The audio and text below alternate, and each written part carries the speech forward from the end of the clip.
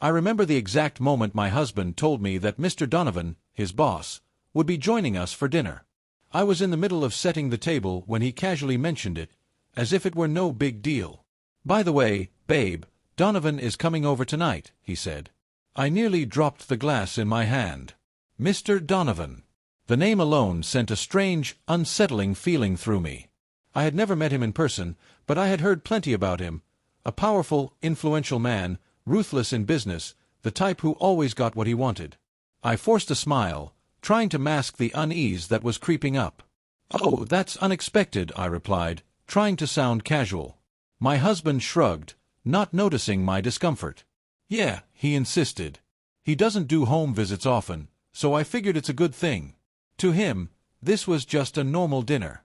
To me, something about it felt off. I tried to shake the feeling. Maybe I was overreacting. Maybe he was just another workaholic executive looking to socialize outside the office. But that feeling, that unease, didn't leave me. Not when I heard the knock at the door. Not when my husband, with a hint of excitement in his voice, called out, "That must be him." And definitely not when I saw Mr. Donovan standing in the doorway for the first time. He was taller than I expected, broad-shouldered and dressed in a sleek black suit that fit him too perfectly, like it had been tailored not for comfort but to project power. His dark eyes settled on me immediately, scanning me with a sharp, assessing gaze.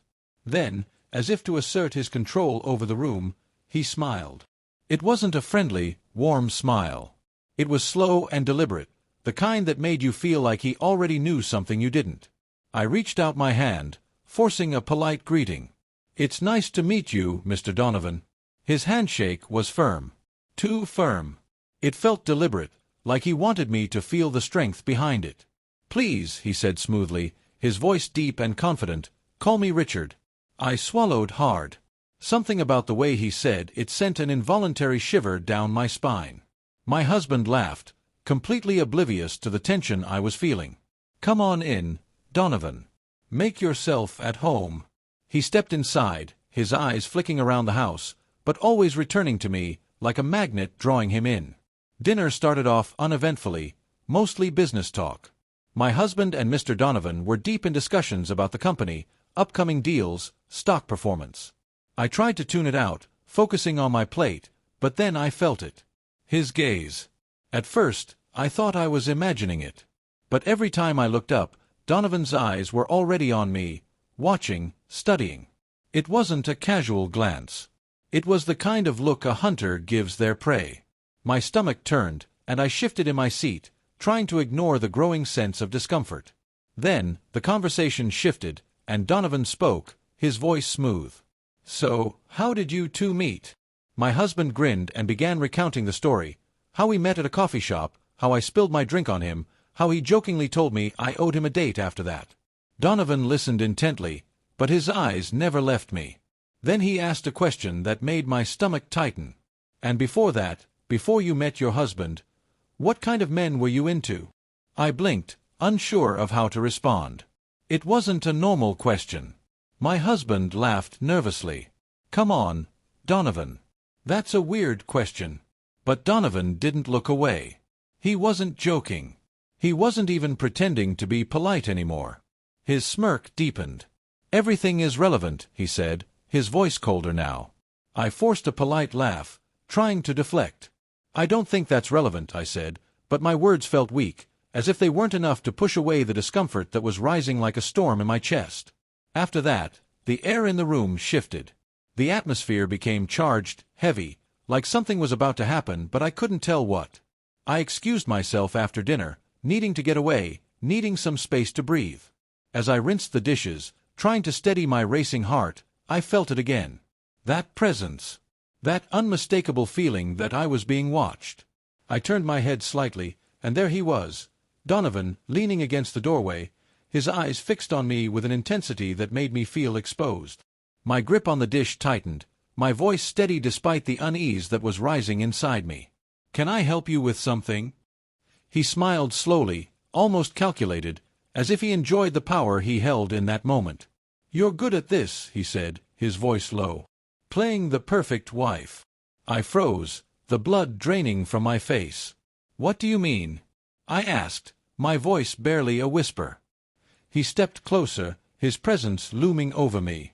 Smiling when you need to, laughing when expected, pretending not to notice when a man watches you for too long. I turned away, the knife in my hand now trembling slightly. I don't know what you're talking about. Oh, but you do, he replied, stepping closer until I could smell the faint trace of his cologne, dark, expensive, suffocating.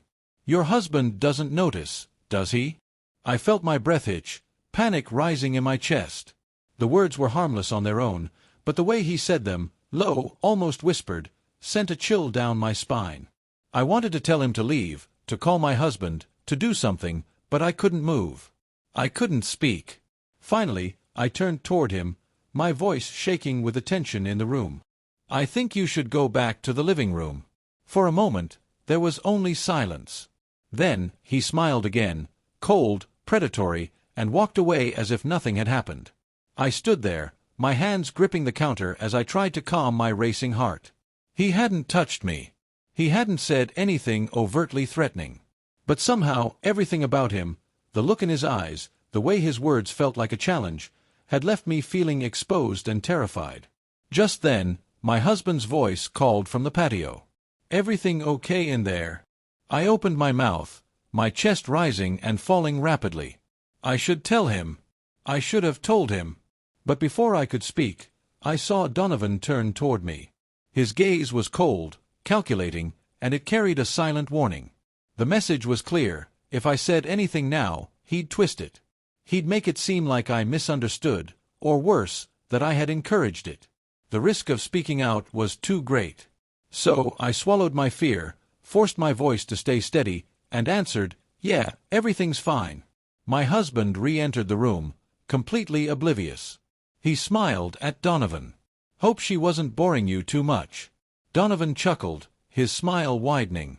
"On the contrary," he said, "she's fascinating."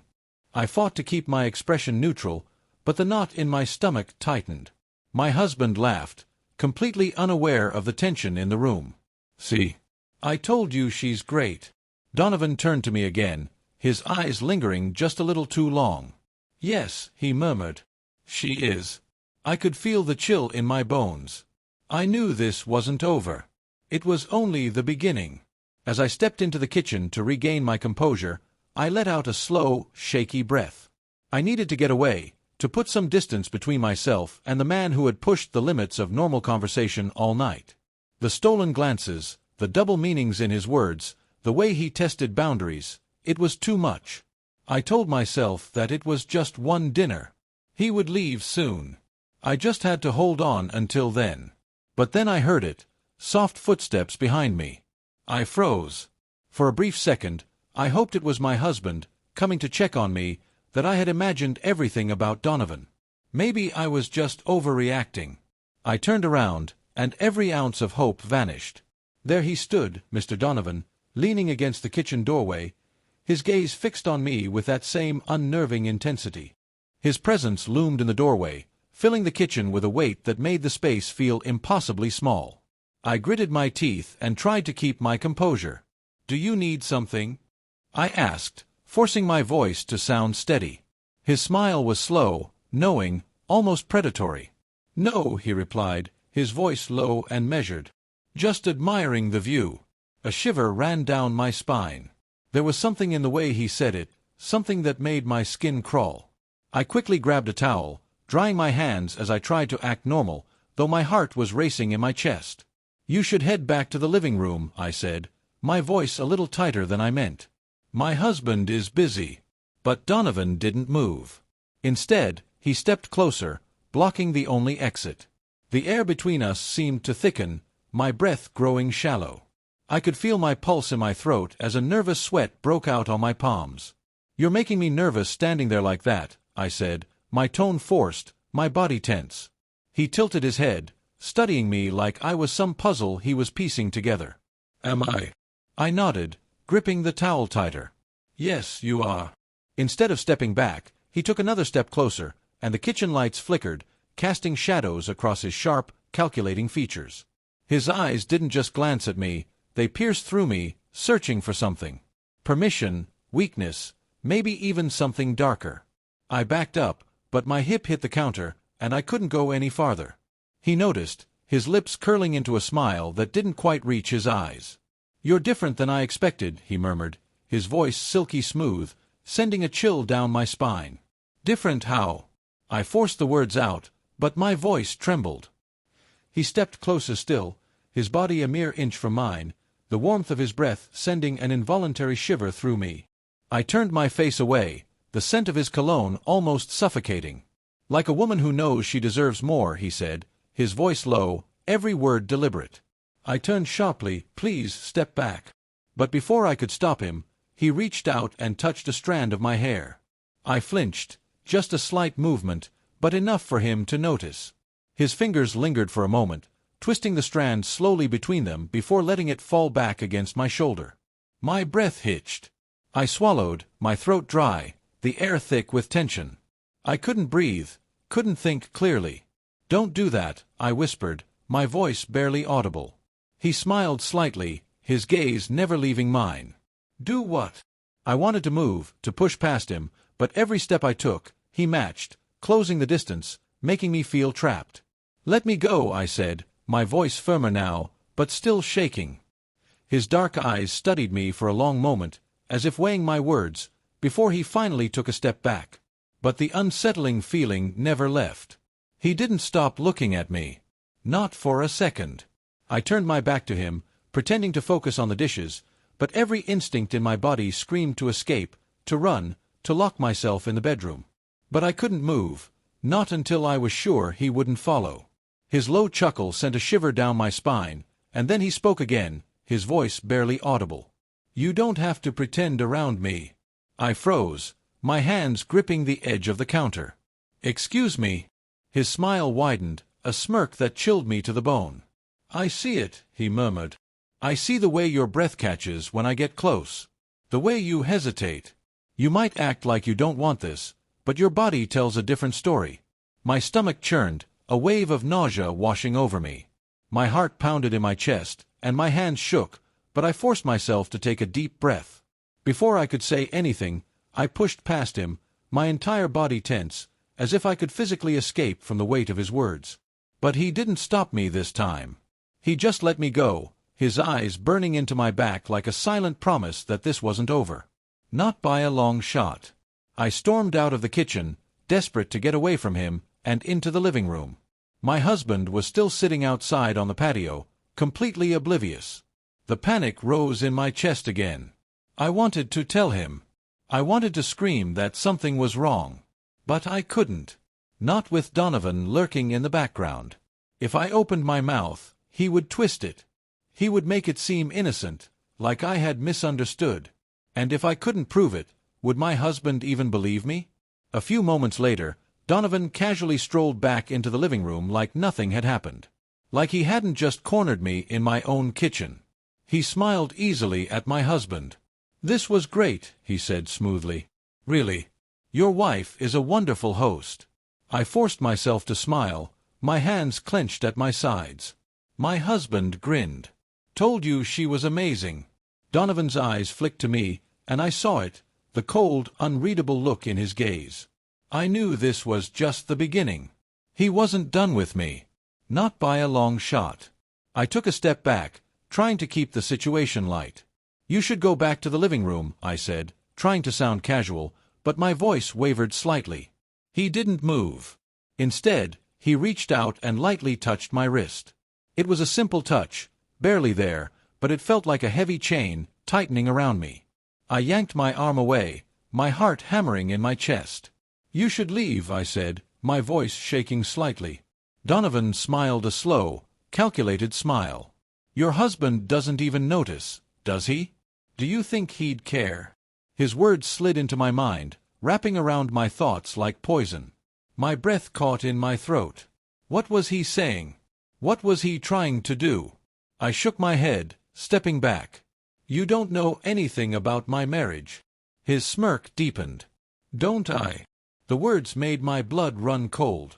I clenched my fists, trying to push the fear away. "You're insane," I said, my voice trembling with anger. He chuckled darkly. "As much as you want to deny it," he said, We both know the truth. There was no truth. I wanted to scream. Just him, crossing lines that should never be crossed. But he saw through me. He could see my fear, my hesitation, and that terrified me more than anything. He took another slow step forward, closing the distance I had just created between us. I backed up, but my spine pressed against the counter. No more room. Nowhere to go. His eyes locked onto mine, dark and calculating. "I wonder," he murmured, his voice like silk, "what you'd do if I pushed just a little further." I felt every muscle in my body go rigid. "Don't," I whispered, my voice barely audible. He tilted his head, considering. Then, without warning, he reached out. I flinched, but he didn't grab me. Instead, his fingers traced the edge of my sleeve, just barely grazing my skin. Slow. Deliberate. A test. Would I stop him? Would I pull away? Or would I hesitate? I slapped his hand away, the force of it surprising even me. "Don't touch me." For a moment, I thought I saw a flicker of something in his eyes. A glimmer of satisfaction. There was a flicker of something in Donovan's eyes. Amusement, satisfaction, as though he had been waiting for me to fight back, and now I had given him exactly what he wanted. The silence between us thickened, heavy and suffocating, pressing down on my chest, each breath harder than the last. I could feel the tension rise rapidly, waiting for the moment when this would escalate further. Then he smiled, not the usual smirk, not a grin dripping with mockery, but something far more dangerous, something calculated. "You like control, don't you?" he mused, his voice a soft whisper that made my heart skip. I stilled, my thoughts whirling. What was he getting at? His words struck me like a blow, but I gritted my teeth, trying to hold my ground. "Get out," I managed, my voice tight, barely controlled. He chuckled softly, an almost lazy sound, as if he found my defiance amusing. "Or what?" My fingers curled into fists, nails digging into my palms. I wanted to scream, to shove him away, to do something, anything that would force him out of my space. But I knew better. If I fought too hard, if I showed him too much fear, it would only make things worse. This wasn't about force, it was about control. And right now, he still believed he had it. He leaned in slightly, closing the space between us just enough that the air felt charged, suffocating. "I don't think you'll tell him," he whispered, his voice laced with a quiet threat. My stomach twisted, dread curling inside me. What was he implying? Before I could react, he continued, his words slow, deliberate, like he was savoring every moment. "If you did," he said, "he might start asking the wrong questions." My blood ran cold. What was he trying to do? I opened my mouth, but just then, I heard the sound of footsteps approaching from the hallway.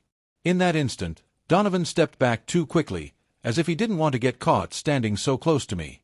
For the first time that night, he seemed the slightest bit afraid. The kitchen door swung open, and my husband walked in, completely unaware of the tension that had just filled the room. "Hey," he said casually, glancing between us. "Everything okay?" I looked at Donovan, watching him, waiting to see how he would spin the moment, whether he would twist the truth, turn it against me. Would he laugh it off, make it seem like nothing had happened?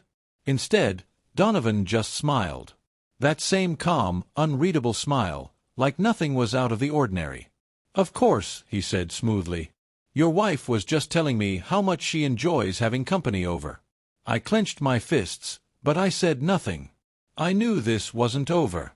Minutes later, Donovan grabbed his coat. "I should be heading out," he announced, his tone casual, as if he hadn't just invaded my space, made me feel small and powerless. My husband clapped him on the back. "Great seeing you, man. Let's do this again." Donovan's gaze flicked to me, just a brief glance, but in it, I saw something that made my stomach turn. His expression was calm, unreadable, but I knew he wasn't talking to my husband. He was talking to me. "Oh, don't worry," he said, the words laced with quiet menace. "We will." I shivered, a cold dread settling over me. I knew he wasn't done. Not by a long shot. The house felt too quiet after Donovan left, his presence lingering like a shadow stretching across the walls. The air still seemed heavy, charged, like it was holding his breath. I sat on the couch, staring at the front door, my fingers gripping my knees tightly. My husband was talking, laughing, completely unaware of what had just happened, of what had nearly happened. I couldn't breathe. I should tell him.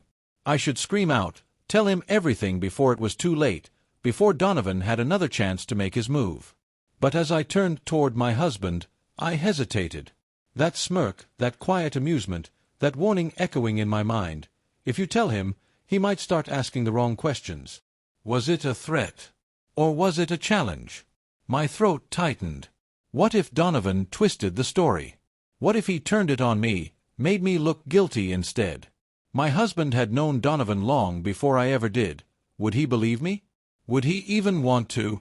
Or would he think this was something else, something I had invited? A cold realization hit me. If I got this wrong, it wouldn't be Donovan who paid the price. It would be me. The minutes dragged on, slow and torturous. I forced myself to smile, to nod, to pretend everything was fine. But inside, I was unraveling. I excused myself early, saying I was tired. My husband kissed my forehead, but I barely felt it as I climbed the stairs. My stomach twisted with guilt. I should have told him, but it was too late now. Donovan had won this round. And somehow, deep down, I knew he wasn't done. I barely slept that night. Every sound made my heart race. Every shadow in the hallway looked too tall, too human. Even with the bedroom door locked, I felt exposed, vulnerable. I had never hated silence more than I did in that moment. Then, just past 2 a.m., my phone vibrated.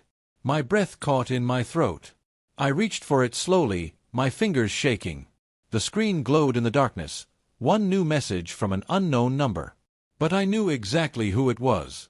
When I read it, my stomach dropped. You can run, but you can't hide. See you soon. A shiver ran down my spine. I sat up, gripping the sheets. My pulse was hammering in my ears. This wasn't just a game anymore. This was a hunt. I didn't sleep. I sat awake, watching the darkness, every creak of the house making my chest tighten. I couldn't just sit here, waiting for him to make his next move. But how? If I told my husband, would he believe me? If I went to the police, would they even care? There was no proof, no video, no physical marks. Just his words. His presence. His quiet, calculated destruction. And now, his promise that this wasn't over. I had to act before he did. I forced myself to get ready for the day, though every movement felt robotic. By the time my husband woke up, I had already made up my mind. I'm thinking of visiting my sister for a few days, I said over breakfast. He barely looked up from his coffee. That's a good idea. You need a break. He said it so casually, like I was just another wife who needed a little rest, not someone who was running from a predator. I packed my bags quickly, stuffing in essentials. If I could get away, even just for a while, I could figure out what to do next, what my next move should be. But just as I zipped up my suitcase, there was a knock at the front door. I froze. The blood in my veins turned to ice. My husband called from downstairs. I got it, he said, his voice muffled. I moved on autopilot, rushing to the stairs. I reached the bottom just in time to see him swing the door open. There he was, Donovan, standing on my porch, smiling like he belonged here. My breath caught in my throat. What was he doing here? What did he want now? I felt sick. My husband clapped him on the back. Didn't expect to see you so soon. What's up? Donovan's gaze flickered to me, just for a second, but I saw it. The same look, the one that said, I'm in control here. Then he smiled casually, like nothing was amiss. I was just in the neighborhood, he said. A lie. Every word from his mouth was a lie. I thought I'd stop by. His eyes locked onto mine again. I wanted to say goodbye, he added, his words dripping with menace. I felt my chest tighten. I knew what he was doing. This wasn't a farewell. This was a reminder. A reminder that no matter where I went, he could always find me. He was letting me go now, but only because he wanted to, not because I had won. He wasn't finished. I forced myself to smile, to act normal, to pretend everything was okay.